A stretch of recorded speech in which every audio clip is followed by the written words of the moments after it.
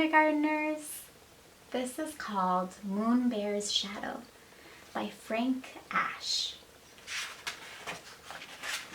You can see his shadow right here. To Devon. One day, Bear went down to the pond with his fishing pole and a big can of worms. While he was putting a worm on his hook, he looked down and saw a big fish. "I'm going to catch that fish," thought Bear to himself. But when Bear stood up to throw his line in the water, his shadow scared the big fish away. "Go away, shadow," cried Bear. But Bear's shadow would not go away. "Okay," said Bear, "if you won't go on your own, then I'll just have to get rid of you." And he put down his fishing pole and began to run. He ran around the pond. When he got to the other side, he kept running. He kept on running. He ran through a field of flowers, jumped over the brook, and hid behind a tree. "Good," thought Bear. "Now Shadow can't find me." But Bear was wrong. When he stepped out from behind the tree, the first thing he saw was Shadow. Nearby was a cliff. Bear walked over to the cliff and looked up. "I'll climb so high, Shadow won't be able to follow me," thought Bear. Bear climbed higher and higher until at last he pulled himself up to the top. Huffing and puffing, he smiled with pride. Then he looked down and saw Shadow. Now Bear was very annoyed, so he went home and got a hammer and some nails to nail his shadow to the ground. And at home you can pretend you're trying to nail your shadow down to the ground. He hammered and hammered and hammered, but no matter how many nails he hammered, he couldn't nail his shadow down. And this gives me a text-to-text connection. It makes me think of the book Peter Pan, because Peter Pan's shadow keeps running away from him.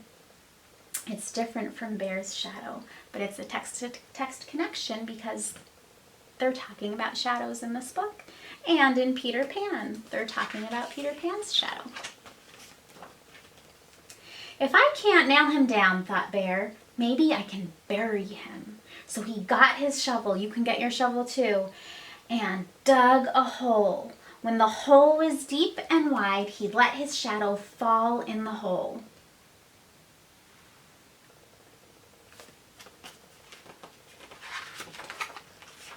Then Bear filled in the hole with dirt. When he was finished, it was almost noon. The sun was high in the sky and Shadow was nowhere to be seen. "At last," sighed Bear, "no more Shadow." But now Bear was very tired. So he went inside and took a little nap.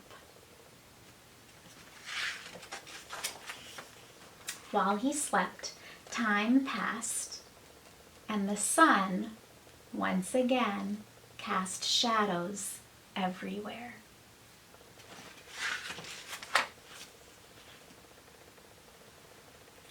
What does Bear see over here? When Bear got up and opened his door, he saw his shadow on the floor.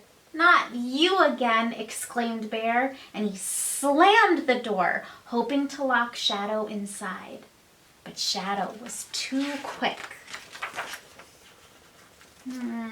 Sighed Bear. "How about this? If you let me catch a fish, I'll let you catch one too. Nod your head like this, if it's a deal." When Bear nodded his head, Shadow nodded too. So Bear went back to the pond and once again threw his line in the water. By this time, the sun was in a different part of the sky, which made it easy for Shadow to keep his part of the deal.